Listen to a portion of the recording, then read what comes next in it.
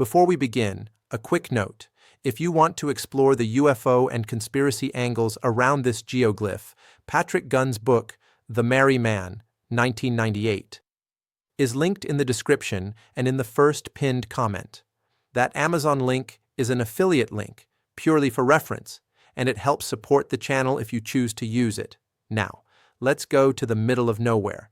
Imagine you're flying over the South Australian Outback, red plateau, empty horizon, nothing but dust and sky. And then, suddenly, there he is, a human figure, naked, bearded, in a hunting pose, stretching more than 3 kilometers from head to toe. This is the Marree Man, also called Stewart's Giant. He lies on a plateau near Finnis Springs, around 60 kilometers west of the small town of Marree, close to Kati Thanda Lake Air and just outside the Woomera Prohibited Area, a huge military test zone. The figure was first reported on June 26, 1998 by a charter pilot flying between Marree and Coober Pedy. Later analysis of Landsat satellite images showed something even stranger. Between late May and mid-June, the plateau went from empty to hosting one of the biggest geoglyphs on Earth in a window of about 16 days. Whoever made it worked fast. Look at how it's built. The Marree Man isn't painted. The makers scraped away the darker surface soil to reveal lighter subsoil, gouging continuous trenches around 30 to 70 centimeters deep and up to roughly 35 meters wide, with a total perimeter of around 28 kilometers. From the ground, it's almost impossible to see the full design. From above, about 3,000 feet, you finally recognize the outline of an Aboriginal hunter, a throwing stick or Woomera in his hand. And then, as if the carving itself wasn't weird enough, the faxes began. Local businesses and media received anonymous faxes and press releases, using miles, yards, and inches instead of metric. Name-dropping explorer John McDowell, Stewart, referring to the figure as Stewart's Giant. The language and spelling made some people suspect American involvement, maybe military personnel from Woomera, maybe a foreign artist with a sense of drama. But no one ever came forward. For years, the Marree Man sat there, eroding. Wind and rain softened the trenches.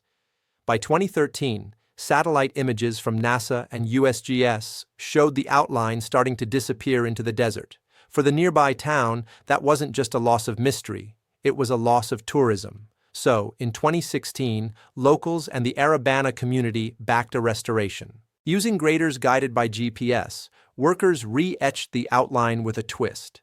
They shaped the trenches as wind grooves designed to trap water, hoping hardy plants would grow along the lines and turn the giant green over time. Today, in updated satellite shots, the Marree Man is back, still faceless in the sense that his creator remains unknown. That's the official story. Patrick Gunn's The Marree Man, 1998, asks a different question. What if this isn't just anonymous land art, but part of a pattern? In the book's description, the Marree Man becomes an unexplained giant etched into the earth, a potential artwork, hoax, or alien message. Gunn links the geoglyph to indigenous legends and spirits of the Outback, secret military programs and test ranges, UFO lore and ancient astronaut speculation, cryptid sightings and strange lights reported in remote Australia. On paper, this sounds wild, but geoglyphs have always attracted cosmic theories. Peru's Nazca lines inspired decades of alien runway stories. The Sajama lines and other vast ground drawings make people ask, who was supposed to see this? The Marree Man is a modern entry into that same psychological space. Too big to be personal, too precise to be an accident, too mysterious to fully explain. Could it be a publicity stunt for tourism? The life's dream of an eccentric artist with a bulldozer and a GPS? A quiet mapping exercise that someone decided to turn into art?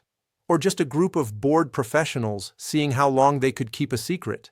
Right now, the evidence points more toward human mischief and skill than aliens. Surveyors and geoscientists have shown that early GPS and a few weeks of earth-moving machinery would be enough.